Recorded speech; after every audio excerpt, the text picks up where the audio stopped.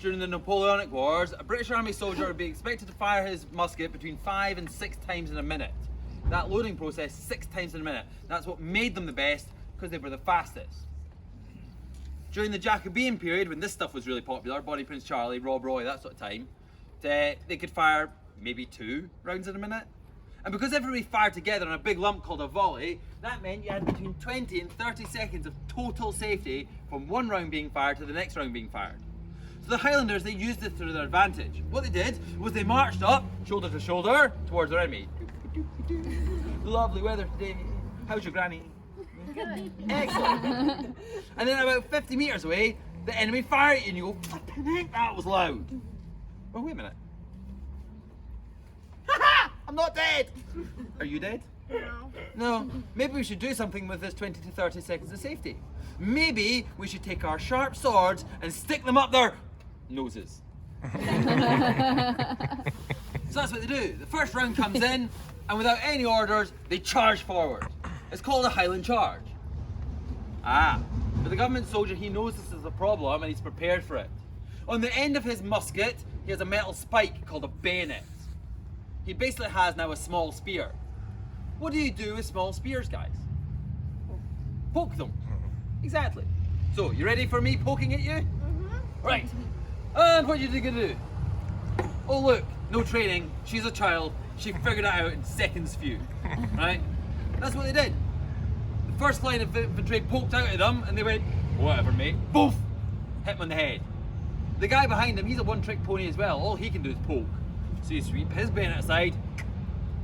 The guy behind him, he's already running away.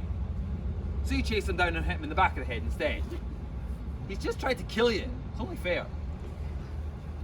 Now, during the Battle of Prestonpans that I told you about on the way down the road, Bonnie Prince Charlie had about 2,500 men dressed like this.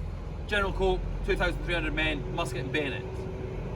The Jacobites charged in at 6 o'clock in the morning, hackety, hackety, hackety, running people away. They got stuck trying to get in between 2 buildings, and the Jacobites ran in behind them and started hacking and hacking and hacking until their arms got tired. Then they swapped arms and hacking and hacking.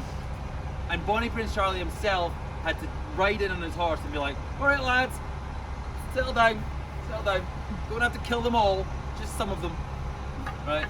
The Battle of Chicon was a totally different situation. Instead of being nice, soft, springy grass, it was fought on Dromossie Moor. Does anybody know what a moor is? A swamp. It's a bog. Have you ever tried running in a bog? I haven't, because I'm not dumb enough to try. And particularly in a kilt, because you've got to lift your knees really high, and then people see things that they shouldn't be seeing. The Jacobites charged towards the government soldiers into a bog and got stuck.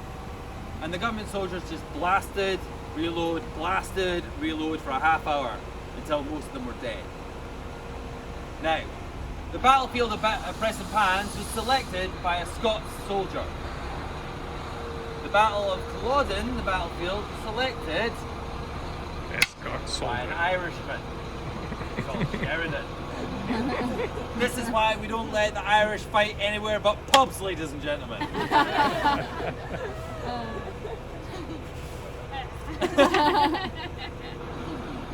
It wasn't the fact he was Irish, it was the fact he had no knowledge of battles. That was the problem. Now, we're not always fighting here in Scotland. Don't get me wrong, we love a good fight in Scotland, but we're not always fighting.